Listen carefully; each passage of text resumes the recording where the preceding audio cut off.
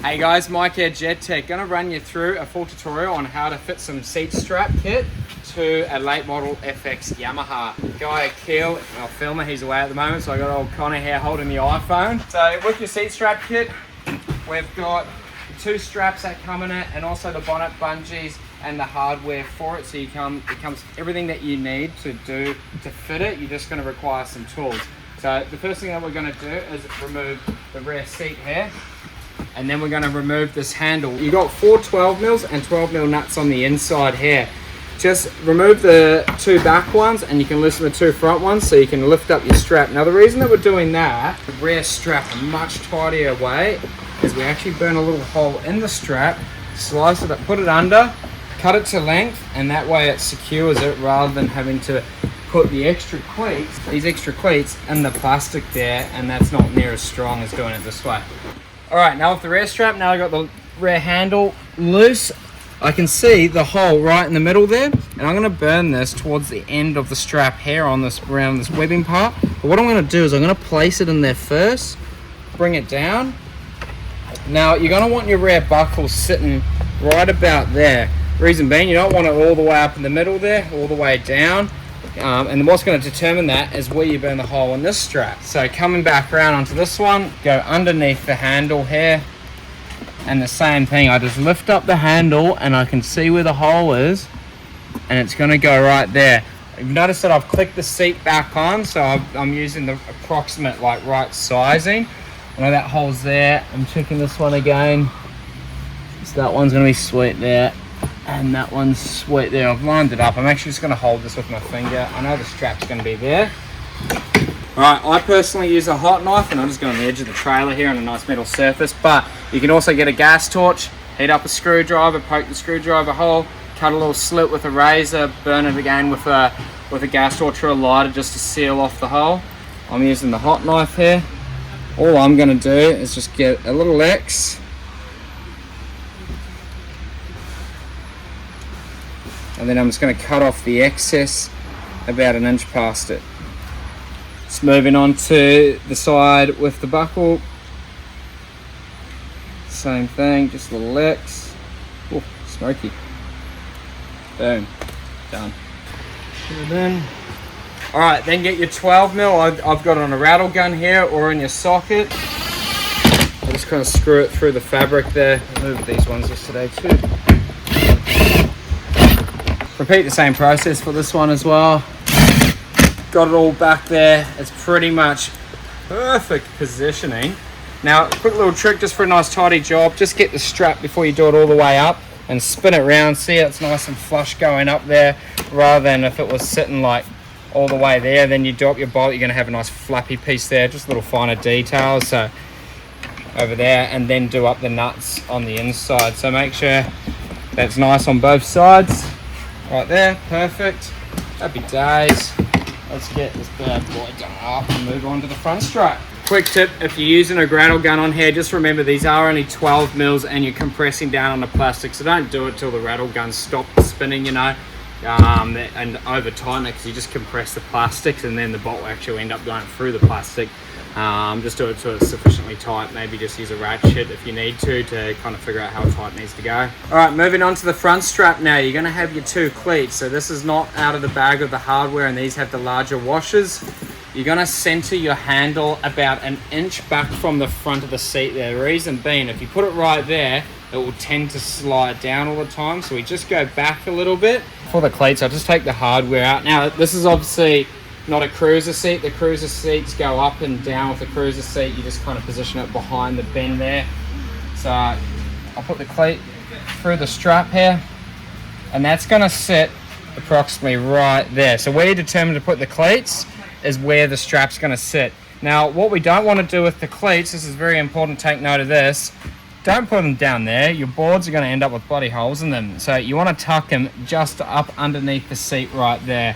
And I'm about an inch back from the plastics here, and you'll do the repeat the same for the other side. Alright, now I'm just drilling the cleats. I've got a 5 mil drill piece in here. Double check there's nothing sitting behind here, but I know on the ski there isn't. Make sure the cleat is nice and high next to the seat, and I'm about an inch away from here. So I'll drill one hole blow it out. Now what I do is I get one bolt. I've got to put some grease on this bad boy. So I've just drilled my 5mm drill piece here. I've put a little bit of grease on the bolt. You want to do that because they're stainless and stainless can bind on stainless. Now the reason I do that is I just make it so I put that one in first, and then I get the drill and I do this and I drill this one. Now the second hole is going to be lined up perfectly for the next bolt. And we just repeat the same step for the next side here that's got the loop with the tri-glide, and I'll get into how we adjust this in a moment. Alright, now just putting the bolts on the inside. Whatever you do, don't drop them. They're best to find on skis, obviously, because you can't get under it. I'm going to access the compartment from the top. So here's the nice big washers there. Screw them all on.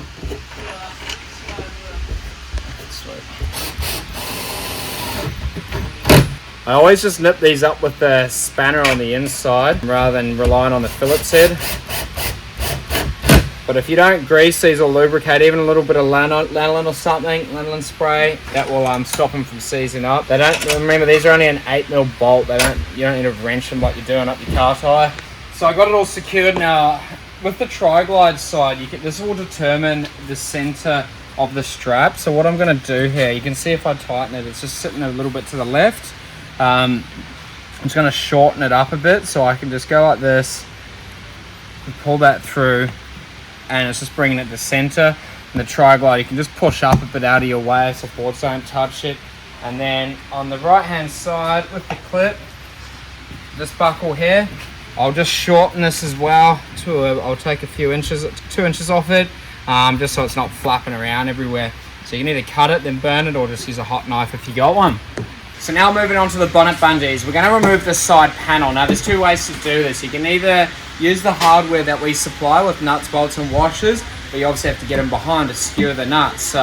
Otherwise, you can just use a rivet gun and mark it all out, much easier. But a lot of people don't have rivets and rivet guns, so we supply the hardware. So you got 4mm Allen key bolts everywhere. So you got 1, 2 up here, you got one right here, one here, one there, and then we've got one there, and then one on the inside. So just remove all these and this panel will slide backwards and you can be able to get in there. Just before I pull all the bolts out, before I remove it though, I'm going to mark it all up. So I'll take the hardware apart from the hook side and the bungee side of the clips. There's also the air intake, so we want to be quite strategic where we do this. So you can go right through this whole piece here. So I'm going to go about there, and what you do is you stretch it by about 10 to 20mm.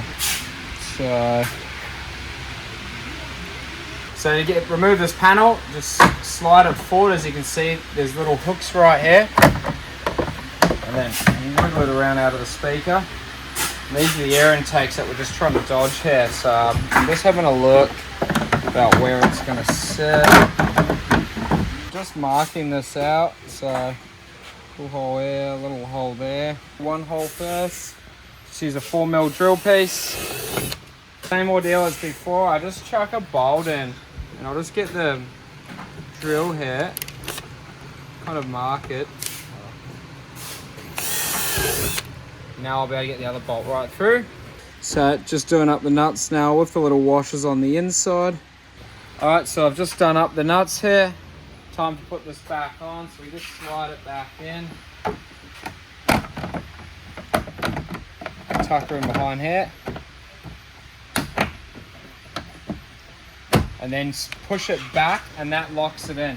Now you can see that I've put the little hook right here and not up here. It's because your air intake scoop is right there, and there's not going to be clearance for the nuts and bolts behind there. And now I'll move on to putting the bungee loop on this part of the bonnet. So I've just drilled my hole here. So I've got a 5mm hole. I'm going right through because this bolt will go right through it. Put it through, get your washer and your nut, and do a up on the inside. So I'm just going to do this one up now.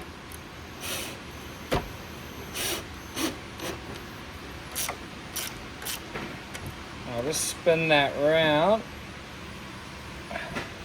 and that's going to be good tension right there. So again, don't go super tight so you can't do it anymore, because you are just compressing plastic. The hook just goes straight over like that. Happy days. And just repeat the same step for the other side too.